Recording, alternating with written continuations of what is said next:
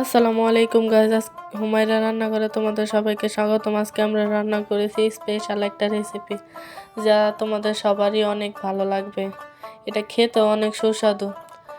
আমি এটার জন্য নিয়েছি 2টা আলু নিয়ে তারপরে আমি ব্রেটার দিয়ে ব্রেড করে নিয়ে এখানে আমি দিয়ে দিয়েছি কাঁচামরিচ কুচি, তারপরে দিয়ে দিয়েছি পেঁয়াজ কুচি, দিয়ে আমি এটা একটা ডিম ভেজে নিয়েছিলাম, ঝুরঝুরা করে ভেজে নিয়ে তারপরে এখানে দিয়ে তারপরে আমি এখানে দিয়ে দিয়েছি হচ্ছে চিলি দিয়ে তারপরে আমি এখানে দিয়ে দিয়েছি একটা নুডলসের মশলা।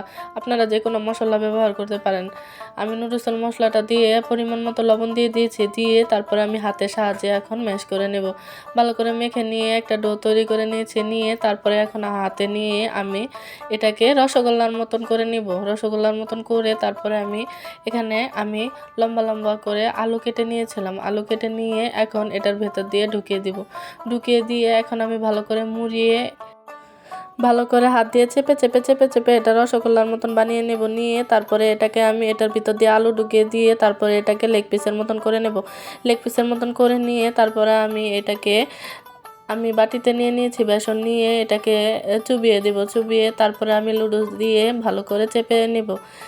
হাত দিয়ে ভালো করে চেপে এটাকে বসিয়ে নিতে হবে। বসিয়ে নিয়ে তারপরে আমি তেলে ভেজে নেব। তেলে ভেজে নেওয়ার পরে আমি উঠিয়ে পরিবেশন করব। দেখেন, এটা অনেক সুস্বাদু এবং ইউনিক হয়েছে খেতে। যারা ভিডিও দেখছেন তাদের সবাইকে ধন্যবাদ।